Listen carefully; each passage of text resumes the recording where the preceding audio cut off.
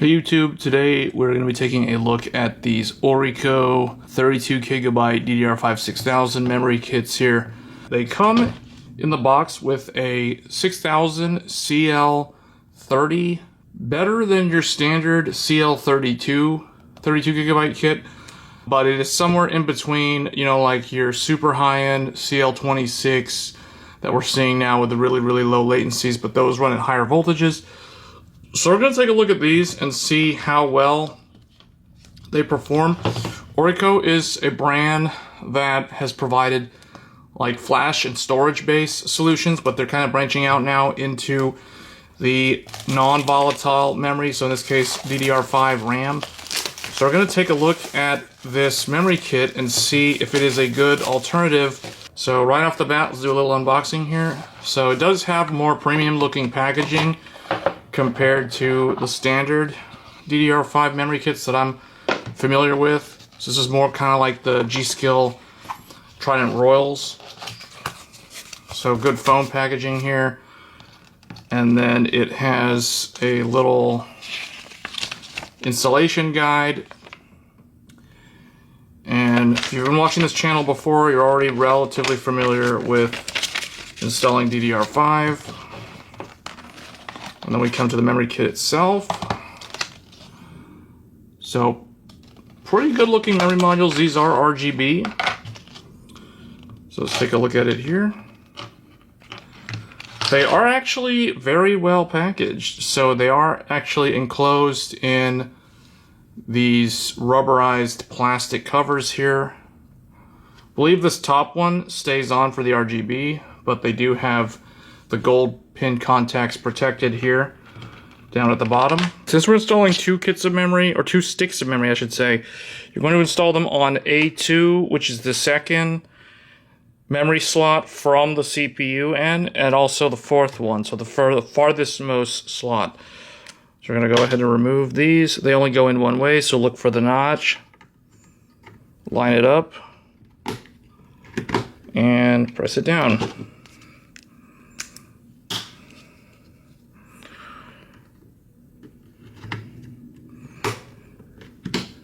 Okay, alright, so let's go ahead and turn this on. You guys can see code 15. And you got the RGB.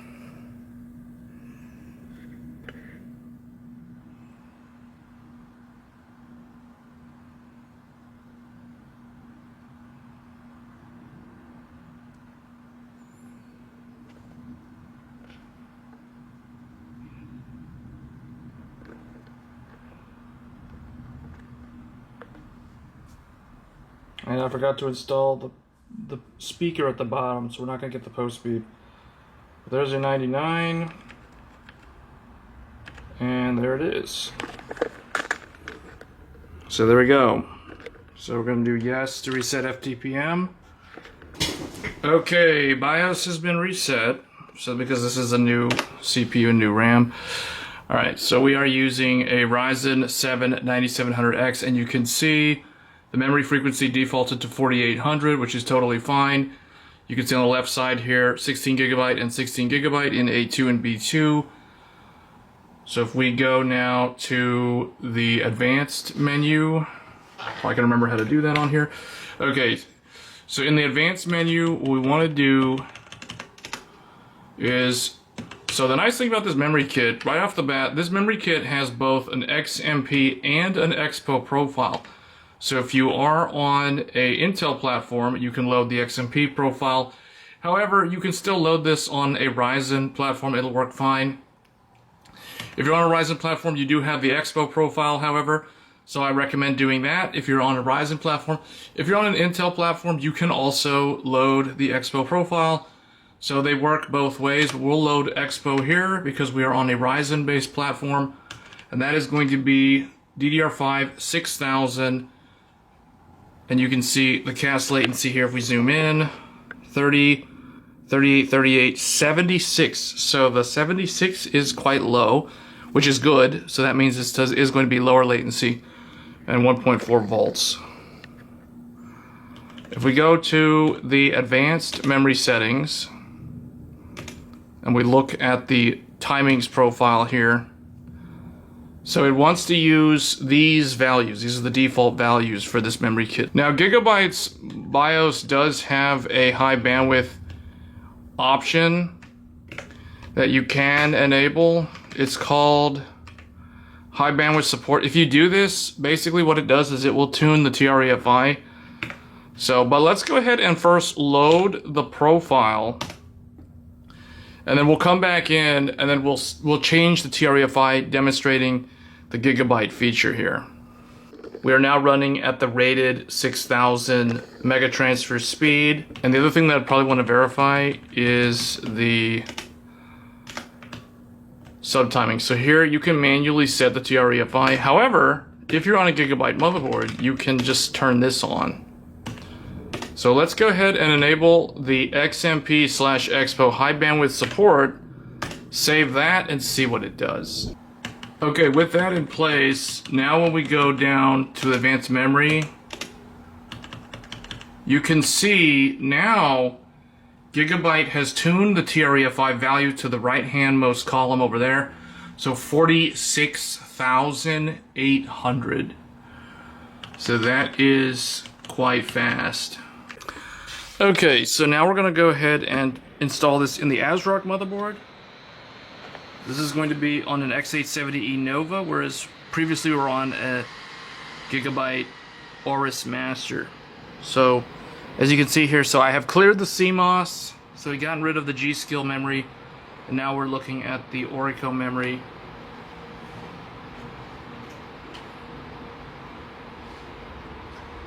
And looks like that was pretty good.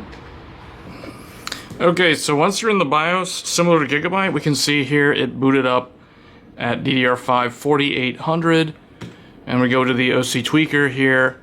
And the nice thing about ASRock BIOSes is they have this DRAM profile configuration, and in here it shows you, just like with Gigabyte, we see the XMP 6000 profile as well as the EXPO 6000 profile.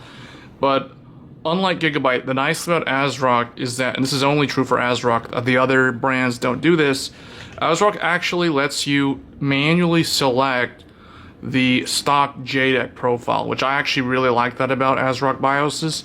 So you can see the standard JEDEC 4800 CL40 at 1.1 volt.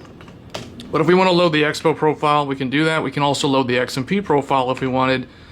And then the nice thing is it automatically will set the voltages appropriately, as well as your SoC voltage, your mem clock equals uClock mode, etc. All that stuff gets automatically set by the BIOS. So let's go ahead and do that. And there you go. It's running at 6000. You can see that here. And it basically did the same thing as Gigabyte. Now, the one thing, if you want to manually set your TREFI value right here, you can do that. So, you know, typically like 46,000, 49,000, that will be a good value. That's not going to require too much crazy cooling, but that is where you would go to set that. All right, and then once we're in Windows, you know, you just kind of want to do a final test to make sure everything is working as intended. So I am running the Forspoken benchmark because this is the best one for testing memory in an actual game because of the whole Direct Storage 1.0.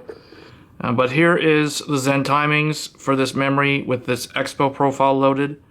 So we have not done any custom overclocking. This is literally just the EXPO profile that comes with the memory. And then you can see this is the processor, the 9800X3D, and you guys can see there is the 32 gigabytes running at 6000. So that's pretty much it. If you guys have any questions, the link to this product is in the description below. I am quite curious, you know, like if they are going to come out with a higher density kit, like a dual rank DIMM, like a 64 gigabyte kit, for example, or maybe even a 48 gigabyte kit that runs at higher speeds. This is probably a good memory kit for those of you that want to try to push CAS latency lower. So like if you want to run at 6000 in a 1-to-1 ratio, like we're doing here, but you want to try for something like CL28 or maybe CL26 even. So we probably will look at that in a future video, but this was kind of an overview of the new Orico 32 gigabyte kit. For gaming systems, this is Raceline Neon with its RGB. Overall, it is a pretty fantastic memory kit for those of you that are first-time PC builders. So memory training times on this is very fast, and there's really nothing to say in terms of negative. It would be nice if the voltage was a little bit lower, like if it was 1.35 volts. But this is CL30 instead of CL32, which is the reason why it is the way it is. But like I said, overall, this is a pretty good memory kit for first-time builders. Pretty good gaming performance overall. Let me know your thoughts in the comment section below, and I will catch you guys next time. Thanks.